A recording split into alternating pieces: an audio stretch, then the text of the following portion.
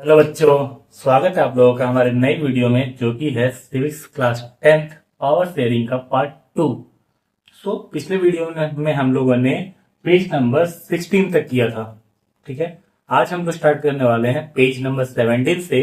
Topic है prudential and moral reason. Means prudential reason क्या होता है एंड मोरल रीजन क्या होता है, पहले वो समझेंगे। देखो, prudential reason means practical reason. Means अगर पावर शेयरिंग डिजायरेबल है, लाइक अभी क्या हमारा why is power sharing desirable, मतलब पावर शेयरिंग का डिजायर क्या है, नीड क्या है, क्या जरूरत है पावर शेयरिंग का, पावर शेयरिंग क्यों होना चाहिए। ठीक है, तो इसका फर्स्ट पार्ट है प्रूडेंशियल रीजन, सेकंड है मोरल रीजन।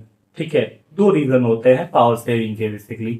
तो प्रूडेंशियल रीजन मतलब प्रैक्टिकली पावर शेयरिंग क्यों होना चाहिए।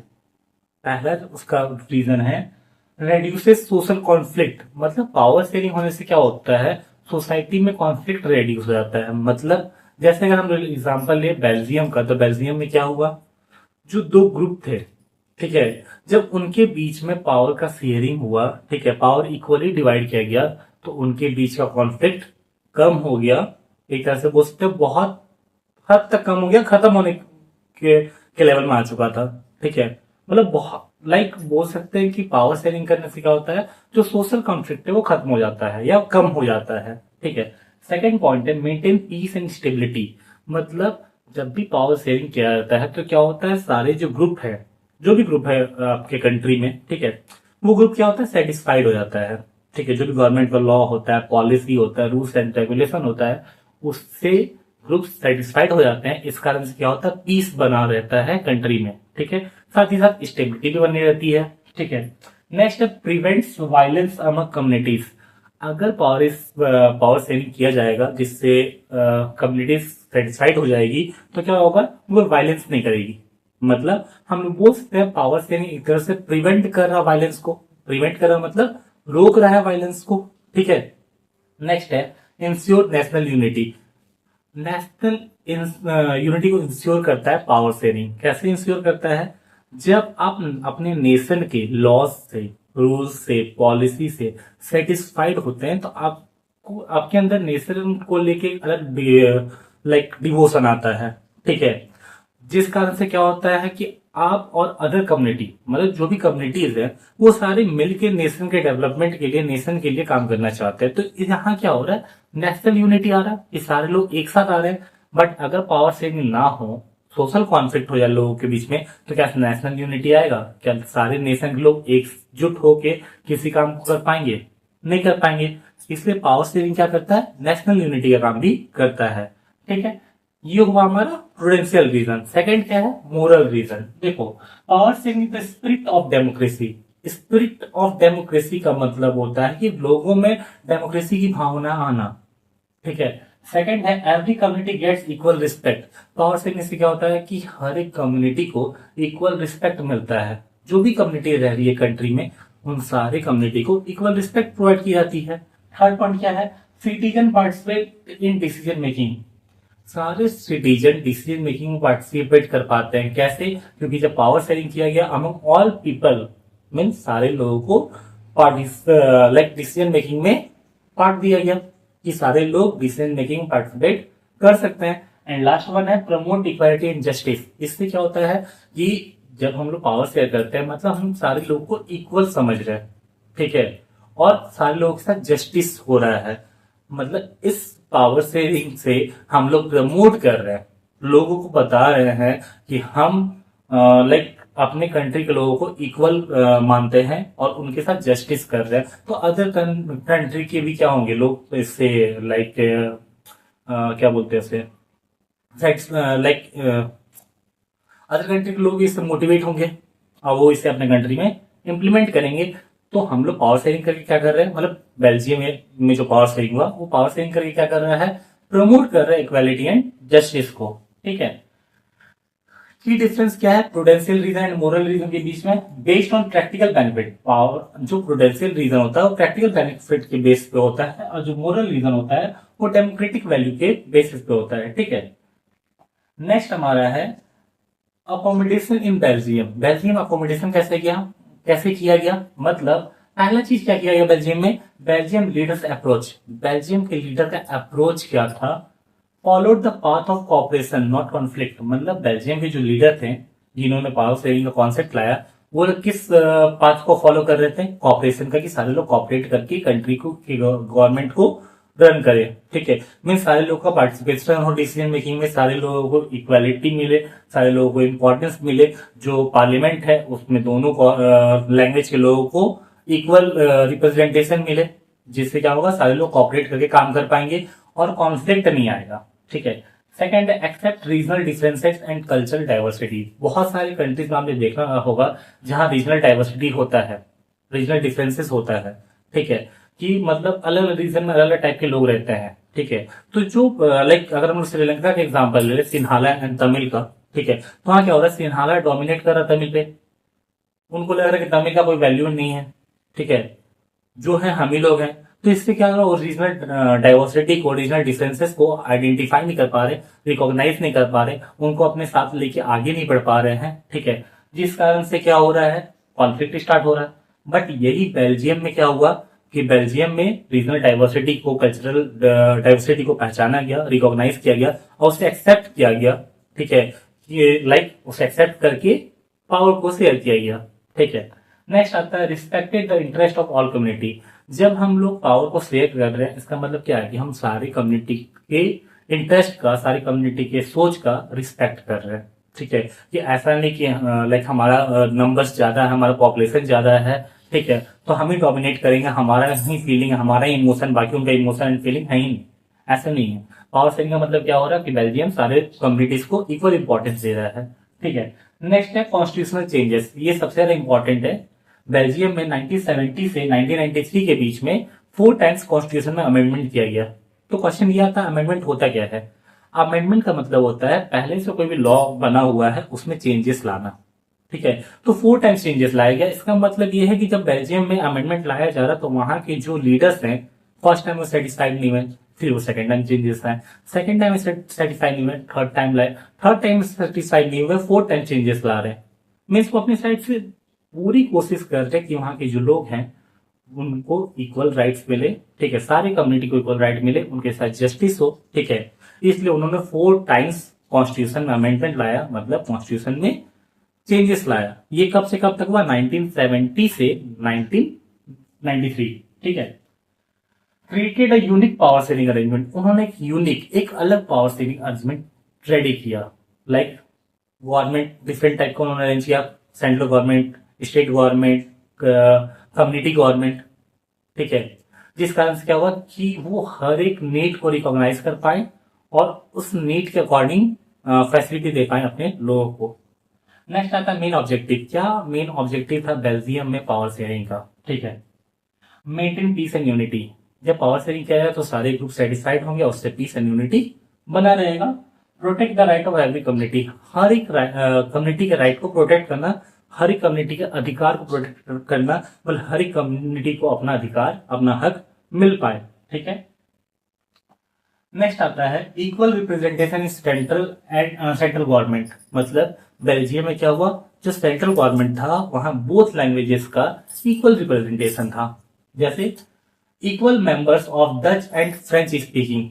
ठीक है, मिनिस्टर्स, मतलब जो बेल्जियम का पार्लियामेंट था उसमें Dutch speaking and French speaking members equal थे।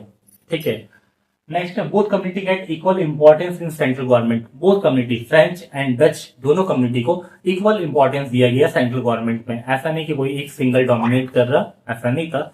बोथ कम्युनिटी को इक्वल इंपॉर्टेंस दिया गया था। ठीक है, no community can dominate the government. Same जो मैंने बोला कि कोई भी एक कम्युनिटी डोमिनेट नहीं कर रहा था, दोनों कम्युनिटी को सेम इंपॉर्टेंस दिया गया, सेम नंबर दिया गया, मतलब दोनों कम्युनिटी का नंबर सेम था पार्लियामेंट में। ठीक है, special law means some important law required the support of both language group. जो भी रिक्वायर्ड लॉ थे जो कि दोनों लैंग्वेज ग्रुप को सपोर्ट करे, वो लॉ बनाए गए। ठीक है, decision can not be taken by the only one community. कोई भी डिसीजन होगा वो कोई एक कम्युनिटी नहीं ले सकता, दोनों कम्युनिटी के लाइक एग्री करने पे ही कोई डिसीजन लिया जाएगा। किसी एक कम्युनिटी के सोचने पे या किसी एक कम्युनिटी के अकॉर्डिंग कोई भी डिसीजन नहीं लिया जाएगा। Promote cooperation and consensus. वहां पे कॉपरेशन प्रमोट किया जा रहा है कि लोग कोऑपरेट करके एक दूसरे के साथ मिलके काम कर रहे हैं, गवर्नमेंट को एंड कंट्री को आगे लेके जा रहे हैं। तो ये क्या कर रहे हैं, दूसरे कंट्री के लिए एग्जाम्पल बन रहा है, दूसरे कंट्री के लिए एग्जाम्पल बन रहा है कि पावर शेयरिंग करके किस टाइप से हम अपने कंट्री को लाइक अच्छे से पीसफुली रन कर सकते हैं। ठीक है, वाई इज दिस इंपॉर्टेंट, ये इंपॉर्टेंट क्यों है? Protect the right of both community, ये इंपॉर्टेंट इसलिए क्योंकि जो भी कम्युनिटी अपने कंट्री में रह रहा है, वो बेल्जियम हो या कोई अदर कंट्री हो, वहाँ जो भी कम्युनिटी रहता है उसके राइट को प्रोटेक्ट करना।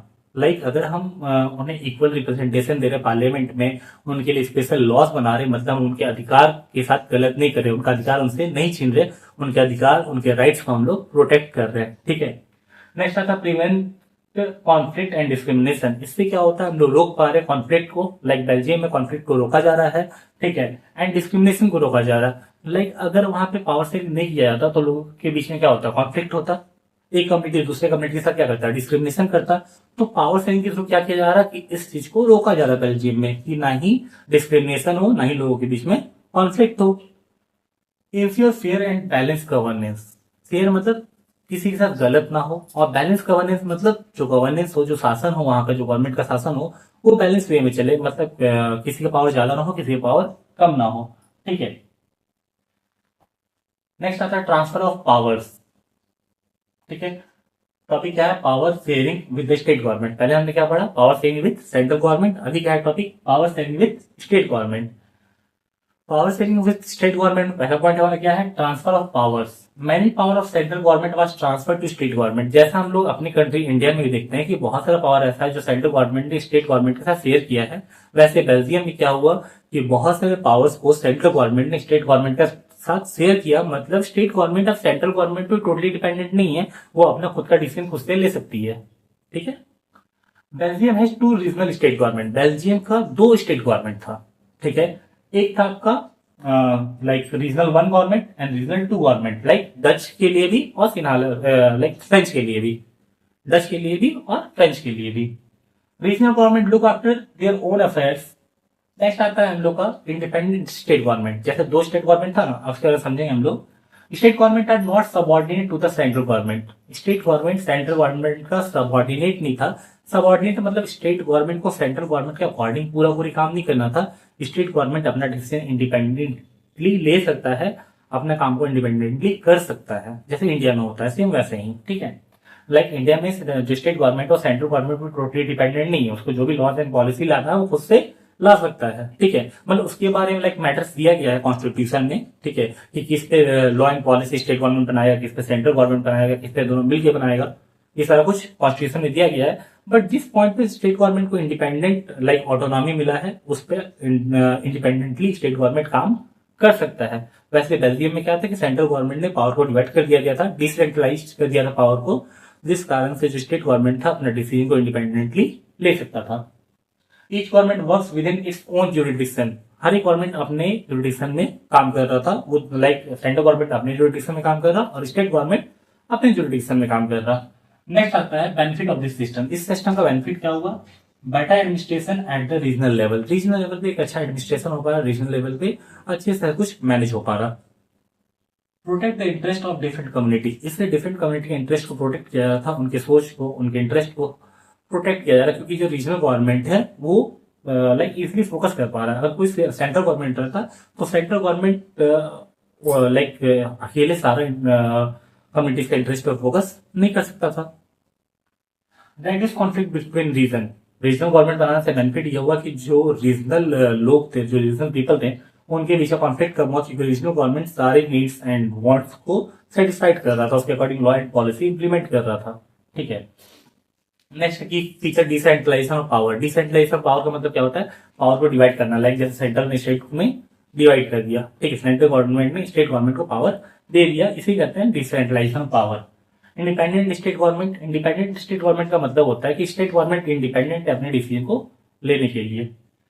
Regional autonomy. ऑटोनॉमी का मतलब भी एक तरह से इंडिपेंडेंट ही होता है कि आप अपने डिसीजन को खुद से ले सकते हैं, आप किसी थर्ड पर्सन पे या फर्स्ट सेकंड पर्सन पे डिपेंडेंट नहीं है, आप अपना डिसीजन खुद से ले सकते हैं। मतलब स्टेट में ऑटोनॉमी है, मतलब स्टेट अपना डिसीजन खुद से ले सकता है। Better governance. जब स्टेट अपना डिसीजन खुद से ले पाएगा तो गवर्नेंस बहुत अच्छे से होगा। And last work strong democracy. जब लाइक डेमोक्रेटिक कंट्री में इस टाइप से वर्क होगा और कुछ टाइप से शेयर किया जाएगा, लोग सेटिस्फाइड होंगे, तो क्या होगा, गवर्नमेंट वहां पे डेमोक्रेसी क्या होगा, स्ट्रॉन्ग होगा। नेक्स्ट आता है सेपरेट गवर्नमेंट, ब्रुसेल के लिए सेपरेट गवर्नमेंट। टॉपिक क्या है हमारा, ब्रुसेल्स और सेपरेट गवर्नमेंट।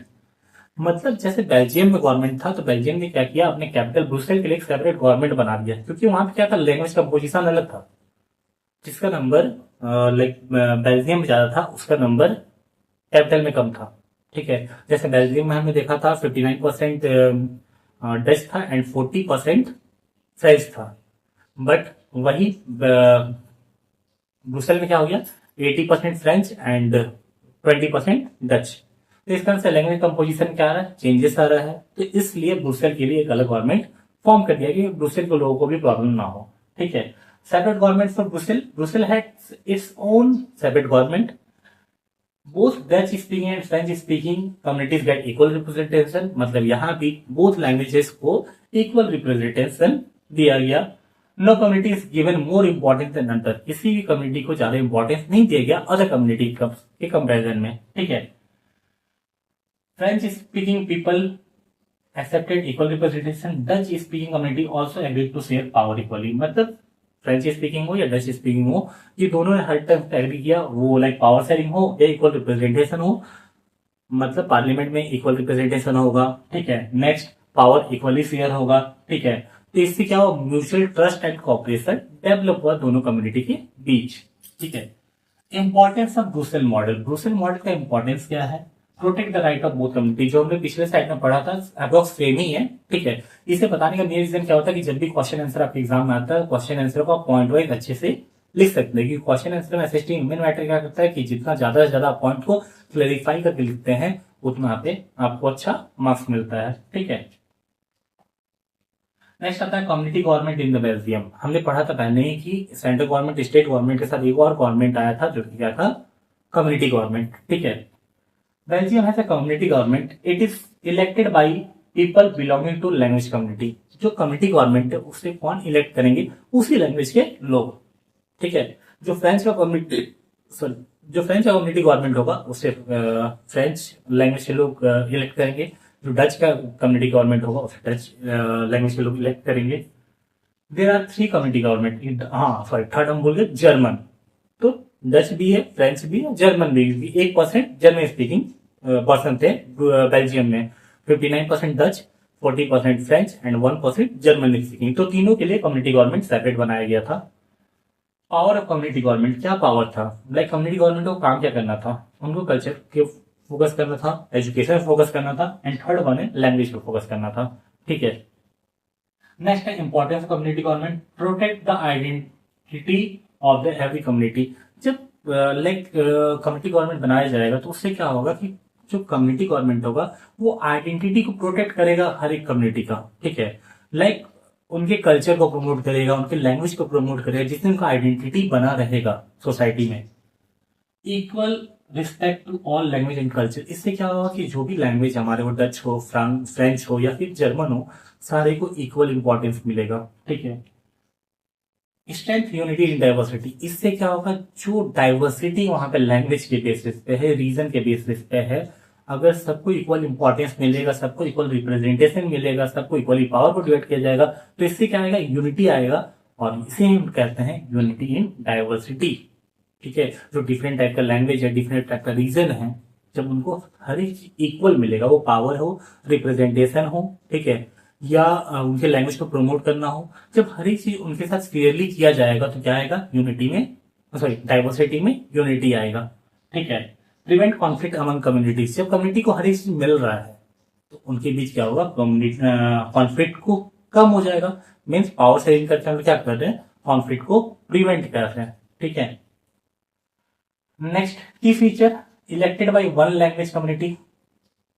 मीन्स मैंने पहले बताया था कि हर एक लैंग्वेज का अपना कम्युनिटी गवर्नमेंट होगा, जिसे उस लैंग्वेज के थ्रू इलेक्ट किया जाएगा। 3 कम्युनिटी गवर्नमेंट होगी, control culture, education and language, equal respect for all, strengthen democracy. ये सारे पॉइंट पहले ही क्लियर किए जा चुके हैं। तो ये क्या है, हमारा समरी है स्लाइड का। नेक्स्ट आता है बेल्जियम मॉडल। बेल्जियम मॉडल का समरी क्या है, key feature, equal representation, power sharing, state autonomy, and community government. ये सारे जो features and benefit and why successful, ये सारे जो लिखे हैं इसमें से की फीचर और बेनिफिट हम लोग पहले ही डिस्कस कर चुके हैं। इस स्लाइड में बेसिकली हमको डिस्कस करना वाई सक्सेसफुल मीन्स बेल्जियम का जो पावर सेविंग मॉडल था वो सक्सेसफुल क्यों हो पाया।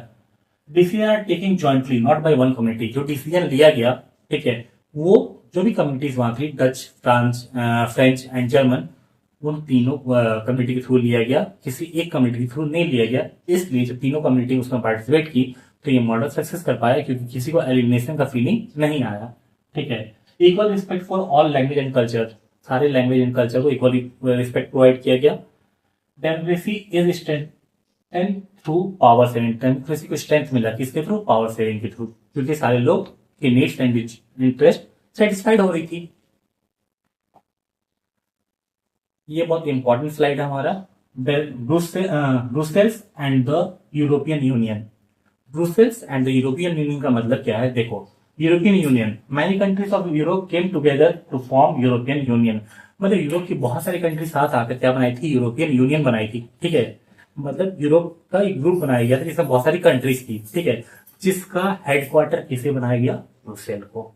Headquarter Brussels was chosen as the headquarter of the EU. EU मतलब यूरोपियन यूनियन का, जिसमें बहुत सारी कंट्री थी, यूरोप कंट्री की, सॉरी यूरोप कॉन्टिनेंट की, यूरोप कॉन्टिनेंट की बहुत सारी कंट्रीज थी यूरोपियन यूनियन में, जिसका हेडक्वार्टर कहाँ बनाया गया, ब्रुसेल में। ठीक है, क्यों बनाया गया ऐसा, क्योंकि ब्रुसेल जो था एक मॉडल प्रेजेंट कर रहा था अदर कंट्रीज के सामने अपने पावर शेयरिंग के थ्रू। जो बेल्जियम का, ब्रुसेल का पावर शेयरिंग था वो एक तरह से best, one of the best power sharing हम लोग बोल सकते हैं, क्योंकि अदर के लिए क्या है, मोटिवेशन है। इसलिए बेल्जियम, सॉरी, ब्रुसेल को हेडक्वार्टर बनाया गया था यूरोपियन यूनियन का। नेक्स्ट है बेल्जियम और श्रीलंका में क्या डिफरेंस है, क्या सीखने मिलता है, lesson from Belgium and Sri Lanka. ठीक है, Belgium shared power among all communities. अभी जस्ट हमने पढ़ा कि बेल्जियम ने सारे कम्युनिटीज के साथ पावर शेयर किया था। ठीक है, रिस्पेक्ट डाइवर्सिटी, वो सारी डाइवर्सिटी का रिस्पेक्ट कर रहे हैं, ऐसा नहीं कोई एक कम्युनिटी डोमिनेट कर रहा है। ठीक है, maintain piece and unity, Belgium में क्या था, पीस एंड यूनिटी मेंटेन हो रहा था। उसी के साथ अगर हम श्रीलंका की बात करें तो श्रीलंका में क्या था, मेजोरिटीज्म मतलब जिसका मेजोरिटी है वो डोमिनेट कर रहा है। ठीक है, मतलब श्रीलंका में पावर को शेयर नहीं किया जा रहा है। पावर शेयरिंग का यूनाइट, जो मैंने पहले बता दिया कि पावर शेयरिंग नहीं किया जा रहा है। थर्ड है led to conflict and civil war. अगर पावर शेयरिंग नहीं होगा तो लोगों में क्या होगा, एलिनेशन का फीलिंग आएगा। एलिनेशन मतलब अलगाव का फीलिंग आएगा कि हम लोग डोमिनेटिव ग्रुप से अलग हैं। ठीक है, हमारा कोई इंपॉर्टेंस ही नहीं है। इस कारण से क्या होगा, कॉन्फ्लिक्ट होगा। और सिविल वॉर मतलब जो एक कंट्री के अंदर अपने ही लोगों में वॉर स्टार्ट करता है, तो वो स्टार्ट हो जाएगा सिविल वॉर। कहाँ पे, श्रीलंका जैसे मॉडल में। सॉरी, फाइनेंशियल कंक्लूजन क्या है, power sharing strength the democracy. ठीक है, मतलब पावर शेयरिंग से क्या होता है, स्ट्रेंथ मिलता है डेमोक्रेसी को, while domination create conflict and weakness national unity. मतलब डोमिनेशन से क्या होता है, कॉन्फ्लिक्ट जनरेट होता है और नेशनल यूनिटी वीक हो जाता है। क्योंकि जिस कंट्री में आपको अगर इंपॉर्टेंस नहीं दिया जाए तो क्या आप नेशन के लिए कुछ करना चाहोगे, जनरली बहुत सारे लोग नहीं करना चाहते हैं, वो खुद का नेशन डिमांड करने लगते हैं, खुद का अलग स्टेट डिमांड करने लगते हैं। तो इसलिए क्या होता है, नेशनल यूनिटी वीक हो जाता है। इसलिए जो बेल्जियम का मॉडल था वो परफेक्ट मॉडल था पावर शेयरिंग का। अब एक स्टोरी है, खलीस डिलेमा। डिलेमा का मतलब क्या होता है, यहाँ पे हम एक जोक टाइप एग्जांपल लेते हैं। मान लो आपका जो कोचिंग क्लास है, जहां पे आप कोचिंग पढ़ने जा रहे हैं, उसके बगल में मैरिज हॉल है। ठीक है, और जब आप शादी के टाइम बैठ रहे हो अपने क्लास में, जो मैरिज का सीजन होता है जिससे हम लोग अपने लैंग्वेज लगन बोलते हैं, लगन का टाइम, तो उस टाइम जब आप अपने क्लास में बैठे हो, साइड से इवनिंग के टाइम में सेंट आ रहा वहां से फूड का। ठीक है, तो आप भी डिलेमा में फंस जाते हो। डिलेमा में कैसे फंसते हो कि बुलाया तो नहीं है शादी में, लेकिन जो सेंट आ रहा है उससे मन करा जाके खा लेते हैं। अच्छा अच्छा खाना बना होगा, डिफरेंट वैरायटीज होगा, तो वहाँ डिलेमा क्या होता है, जाए या ना जाए। तो डिलेमा का मतलब क्या होता है, दुविधा, मतलब एक आप कंफ्यूजन में फंसे हैं, करे या ना करे, ये सही या वो सही। ठीक है, तो हम खलील एक बच्चा है जिसका डिलेमा के बारे में दिया गया है, जिसे हम लोग अपने नेक्स्ट वीडियो में करेंगे। ठीक है, तब तक के लिए थैंक यू।